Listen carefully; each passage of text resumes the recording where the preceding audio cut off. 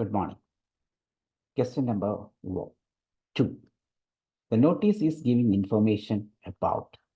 ഈ നോട്ടീസ് അല്ലെങ്കിൽ ഈ എക്സ്ട്രാക്റ്റ് നമുക്ക് വിവരങ്ങൾ തരുന്നത് ഇതിനെ പറ്റിയാണ്. അതായത് താഴെ പറഞ്ഞേക്കുന്ന A, B, C എന്ന 3 ഓപ്ഷൻസിൽ ഏതോ ഒരു ഓപ്ഷനെ പറ്റിയാണ് ഈ ഒരു എക്സ്ട്രാക്റ്റ് നമുക്ക് ഇൻഫർമേഷൻ തരുന്നത്. നമുക്ക് പാസേജ് വായിക്കാം. NG feeding tubes. Displacement of nasogastric feeding tubes can have serious implications if undetected.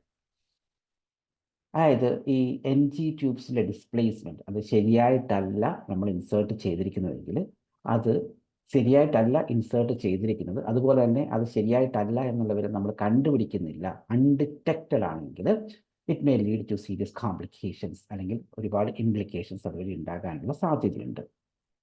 Incorrectly positioned tubes leave patients vulnerable to the risk of regurgitation and respiratory aspiration. അതായത് നമ്മൾ ഈ place ചെയ്തിരിക്കുന്ന tube ശരിയായിട്ടല്ല എങ്കിൽ പേഷ്യൻസിന് റീഗർജിറ്റേഷനും respiratory ആസ്പിറേഷനും ഒക്കെ വന്ന് ഒരു risky കണ്ടീഷനിലേക്ക് പോകാനുള്ള സാധ്യതയുണ്ട്. It is crucial to differentiate between gastric and respiratory placement on initial insertion to prevent potentially fatal pulmonary complications. അതായത് നമ്മളൊരു NG ട്യൂബ് ഇൻസേർട്ട് ചെയ്യുമ്പോൾ അതിൻ്റെ ആ ഒരു ഇനിഷ്യൽ സ്റ്റേജിൽ തന്നെ ഇൻസേർഷൻ കറക്റ്റ് പ്ലേസിലാണ് എന്ന് ഉറപ്പ് വരുത്തുന്നില്ലാത്ത പക്ഷം രോഗികൾ ഒരു പൾമിനറി കോംപ്ലിക്കേഷൻസിലേക്ക് പോകാനുള്ള സാധ്യതയുമുണ്ട്. അതുകൊണ്ട് insertion and care of an NG tube should therefore only be carried out by a registered doctor or nurse who has undergone theoretical and practical training and is deemed competent or is supervised by someone competent.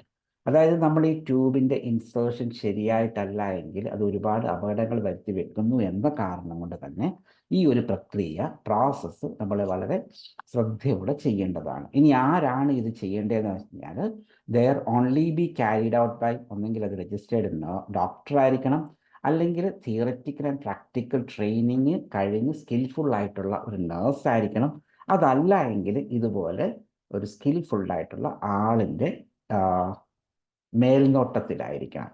Clear? Assistant practitioners and other unregistered staff must never insert NG tubes or be involved in the initial confirmation of safe NG tube position.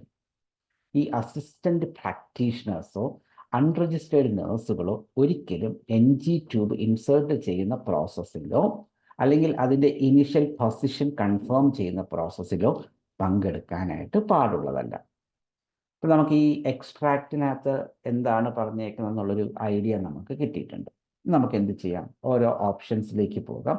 അതിനു മുമ്പ് ഞാൻ ആ question ഒന്നും കൂടെ വായിക്കാം.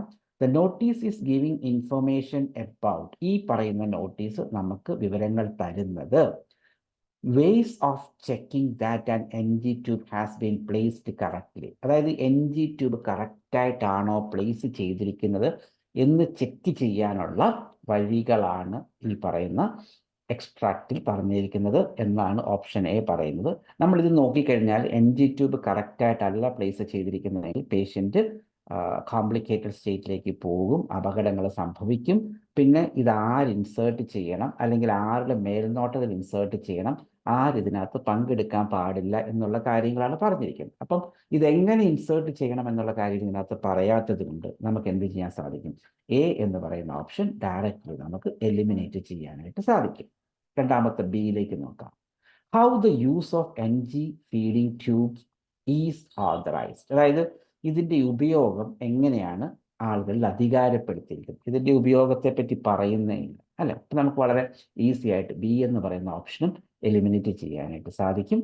ഇനി സിയിലേക്ക് നോക്കിക്കഴിഞ്ഞാൽ which staff should perform NG tube placement. ഏത് സ്റ്റാഫാണ് NG ട്യൂബ് പ്ലേസ്മെന്റ് എന്ന് പറയുന്ന ആ ഒരു പ്രോസസ്സ് പെർഫോം ചെയ്യേണ്ടത്?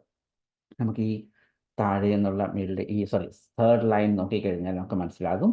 Therefore, only be carried out by a registered doctor or nurse who has undergone theoretical and practical training and is deemed competent or is supervised by someone competent. അപ്പോൾ ഇവിടെ വ്യക്തമായിട്ട് ഒരു നേഴ്സോ ഒരു ഡോക്ടറോ, ഈ നേഴ്സാണെങ്കിൽ തന്നെ പുള്ളിക്കാരി തിയററ്റിക്കൽ ആൻഡ് പ്രാക്ടിക്കൽ ട്രെയിനിങ് കഴിഞ്ഞതായിരിക്കണം. ഇനി ഇതൊന്നുമല്ല എങ്കിൽ എന്തായിരിക്കണം, ഇതൊക്കെ കഴിഞ്ഞ് ഇതറിയാവുന്ന ഒരാളുടെ മേൽനോട്ടത്തിലായിരിക്കണം ഇത് ചെയ്യേണ്ടത്. അപ്പം ഏത് സ്റ്റാഫാണ് ഈ ഒരു പ്രോസസ്സ് ഹാൻഡിൽ ചെയ്യേണ്ടതെന്ന് വളരെ വ്യക്തമായിട്ട് ഈ പാസേജിൽ തന്നിട്ടുണ്ട്. So our answer is option C, which staff should perform NG2 placement. Clear? ആർക്കെങ്കിലും എന്തെങ്കിലും ഡൗട്ട് ഉണ്ടെങ്കിൽ please contact us. Thank you.